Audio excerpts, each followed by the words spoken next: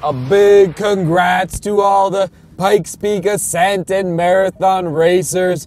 It's a big mountain, and it's a big deal. The more I research races around the world, the more I'm coming to the realization that 7,000 feet of vertical gain, going from 7 to 14,000, it is no joke. When I learned this past year the highest point on the UTMB course is 8,400 feet, I couldn't believe that. So, I mean, just be very, very proud of getting up and down that mountain or just up that mountain. It's no joke. So, oh my God, we were not down there this year. Yeah, well, we might have some football players on our hands.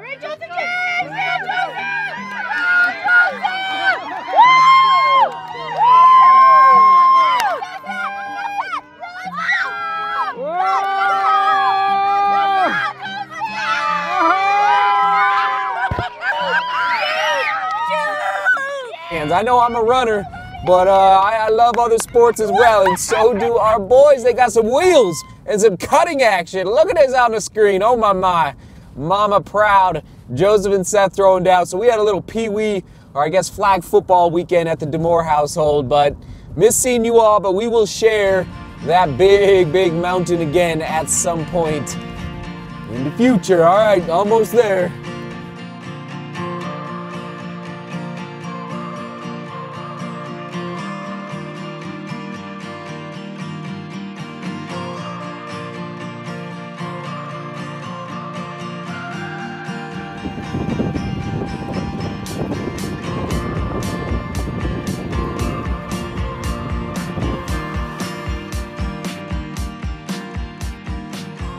So for me, when I'm worrying about something, I just ask myself, what am I avoiding to deal with?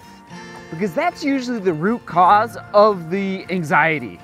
And as soon as I get to the heart of that matter, the solution becomes very clear.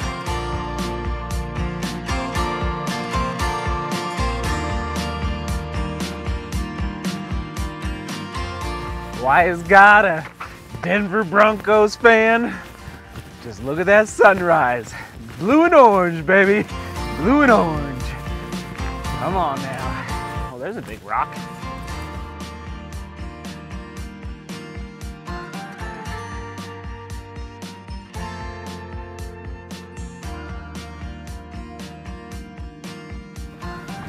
Action item number 1 for how I deal with anxiety is to own the morning. Own the morning. My mornings are early. The sun is rising behind me. But that doesn't mean your morning might be early. It might be 11 a.m., it might be 3 p.m. Maybe you work the night shift, okay?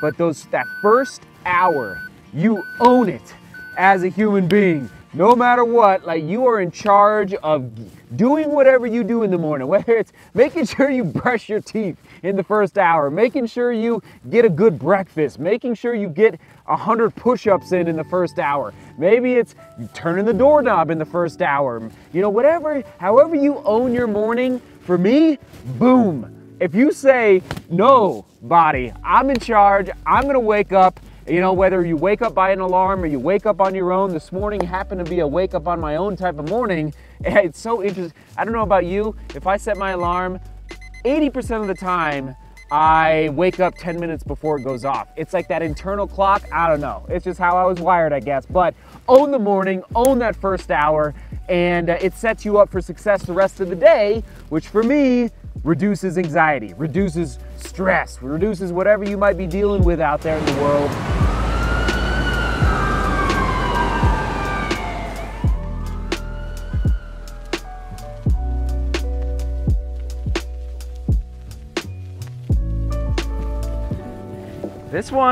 This is gonna be a tough one.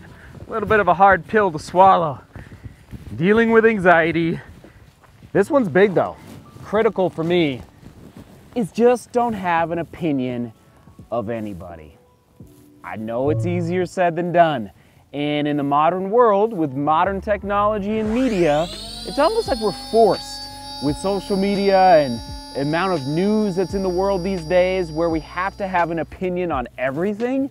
Actually, we don't. We're in control of our mind, and you don't have to have an opinion of everything in the world or of everybody that you meet. In fact, as soon as I let go of the fact that I was not going to be competing against other people in Manitou Springs a couple days ago, I knew like that just brought so much relief internally for me. Like, I'm not in control. I'm not going to be there on the starting line. Whoever wins is going to win, and good for them.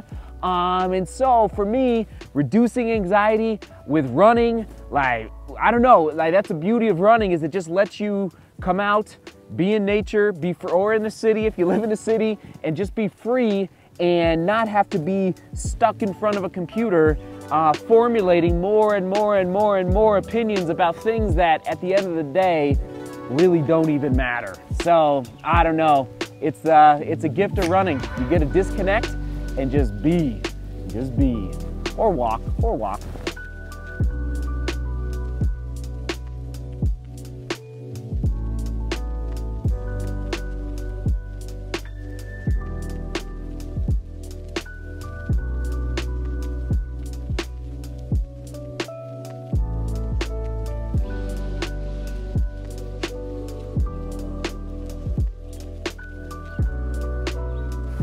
That's that. Anxiety. You got this, DGR. But putting it into practice. For me, it's easy right now, because tomorrow I get a run. That's right, first run back and just testing it out. So I'm just bubbling with gratitude. That's the last strategy.